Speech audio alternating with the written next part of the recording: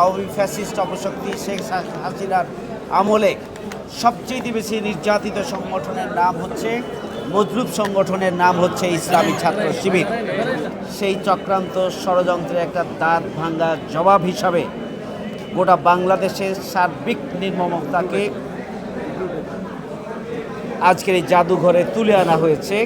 একটা বিপর্যস্ত বাংলাদেশ যেহেতু বাংলাদেশে পরিণত করেছিল যে আওয়ামী ফ্যাসিস্ট অপশক্তি, তারই চিত্র ইসলামী ছাত্র শিবির এখানে তুলে ধরেছে।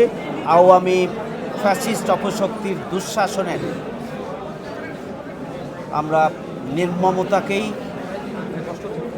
আমরা এখানে দেখতে পেয়েছি এবং 28 অক্টোবর 2006 সাল থেকে 5ই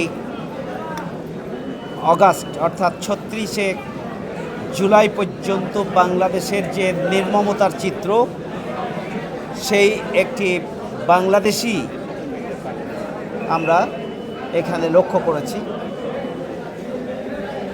আমরা মনে করি ইসলামী ছাত্র শিবিরের এই মহৎ উদ্যোগের মাধ্যমে আগামী প্রজন্ম 15 বছরের গুম, খুন, জুলুম, নির্যাতন, নিষ্পেষণের যে কাহিনী, যে ঘটনা, সেগুলোকে হারিয়ে ফেলার জন্য ভবিষ্যৎ যে চক্রান্ত ষড়যন্ত্র থাকবে, সেই চক্রান্ত ষড়যন্ত্রের একটা দাঁত ভাঙ্গা জবাব হিসাবে গোটা বাংলাদেশের সার্বিক নির্মমতাকে আজকের এই জাদুঘরে তুলে আনা হয়েছে। শিবিরকে আমি আন্তরিকভাবে আমরা কৃতজ্ঞতা জ্ঞাপন করছি। জাতির প্রতি, জাতির যে দায়িত্ব, 18 কোটি মানুষের যে দায়িত্ব, রাষ্ট্রের যে দায়িত্ব, সেই দায়িত্ব ইসলামী ছাত্র শিবির পালন করেছে। এই জন্য শিবিরকে আমরা জনগণের পক্ষ থেকে কৃতজ্ঞতা জানাই এবং অভিনন্দন জানাই। এটা নিঃসন্দেহে সবার কাছে পরিষ্কার, একটা ছাত্র সংগঠন হিসাবে বাংলাদেশে এই বিগত সময়গুলোতে আওয়ামী ফ্যাসিস্ট অপশক্তি শেখ হাসিনার আমলে সবচেয়ে বেশি নির্যাতিত সংগঠনের নাম হচ্ছে মজলুম, সংগঠনের নাম হচ্ছে ইসলামী ছাত্র শিবির। ইসলামী ছাত্র শিবির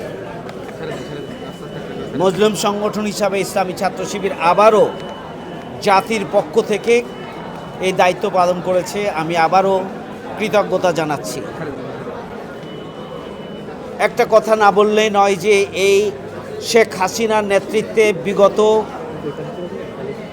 দিনগুলোতে বাংলাদেশে যে নির্মমতা পরিচালনা করা হয়েছে, হত্যা করা হয়েছে, গুম করা হয়েছে, খুন করা হয়েছে এবং ফ্যাসিস্ট কায়দায় নির্যাতন, নিপীড়ন, মিথ্যা মামলা, হুলিয়া দিয়ে একটা বিপর্যস্ত বাংলাদেশ যেহেতু বাংলাদেশে পরিণত করেছিল যে আওয়ামী ফ্যাসিস্ট অপশক্তি, তারই চিত্র ইসলামী ছাত্র শিবির এখানে তুলে ধরেছে।